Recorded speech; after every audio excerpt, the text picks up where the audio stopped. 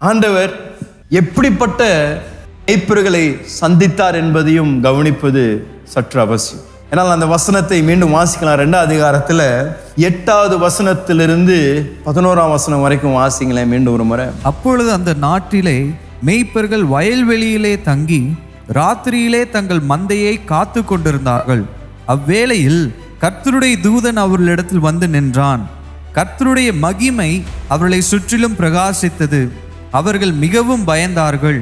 தேவதூதன் அவர்களை நோக்கி, பயப்படாதிருங்கள், இதோ எல்லா ஜனத்துக்கும் மிகுந்த சந்தோஷத்தை உண்டாக்கும் நற்செய்தியை உங்களுக்கு அறிவிக்கிறேன். இன்று கர்த்தராகிய கிறிஸ்து என்னும் இரட்சகர் உங்களுக்கு தாவீதின் ஊரிலே பிறந்திருக்கிறார்.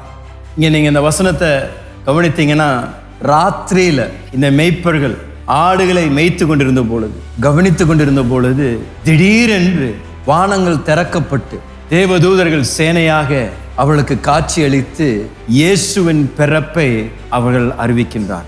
அன்றைக்கு யூதாவில், பெத்லெஹேம், எருசலேமில் அநேக தேவ வார்த்தையின் பண்டிதர்கள் இருந்தார்.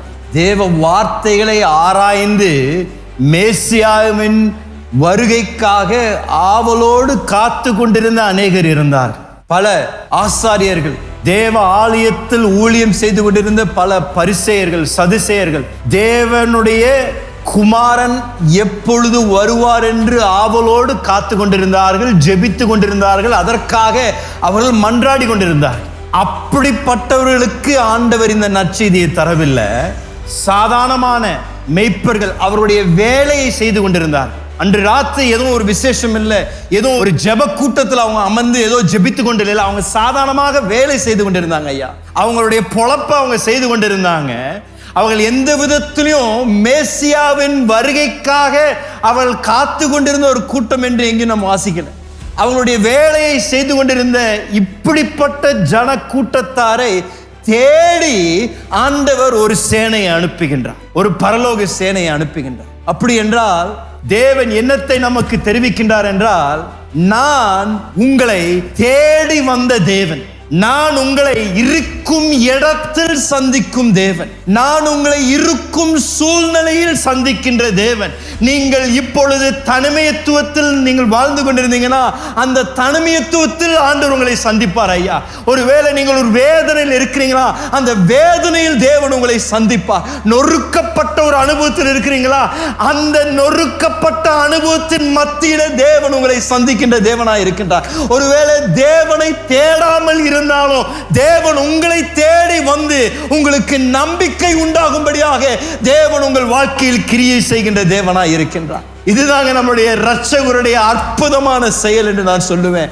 நாம் அவரை தேடி போகவில்லையா, அவர் நம்மை தேடி வந்த தேவனையா.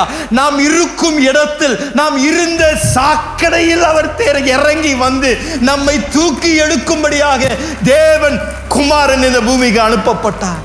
இன்றைக்கு நீங்க ஒருவேளை இந்த ஆலயத்தில் உட்கார்ந்து, நான் ஆண்டவரை நான் கண்டுபிடித்தேன், நான் இப்படி ரட்சிப்பிற்குள் வந்தேன் என்று யோசிக்கலாம். ஆனா நான் சொல்லுவேன், ரட்சிப்பிற்கு நமக்கு ஒரு பங்கு இல்லையா. அவர் தான் ஐயா முற்றிலும் நம்முடைய ரட்சிப்பிற்காக பிரயாசங்களை எடுத்தார். நாம் அவரை தேடவில்லை, அவர் நம்மை தேடி வந்தார். அவர் தேவன் என்று அறியாமல் இருக்கும் பொழுது, நாம் பாவிகளாய் இருக்கும் பொழுது நமக்காக சிலுவை மரணத்தை ஏற்றுக்கொண்ட இயேசு இன்றைக்கும் உங்களை தேடி வருகின்ற தேவனாய் இருக்கிறார். நீங்கள் இருக்கும் இடத்தில், இருக்கும் சூழ்நிலையில் மத்தியில் தேவன் வந்து உங்களை சந்தித்து உங்களுக்கு நம்பிக்கை தரக்கூடிய இரட்சகர் அவரை.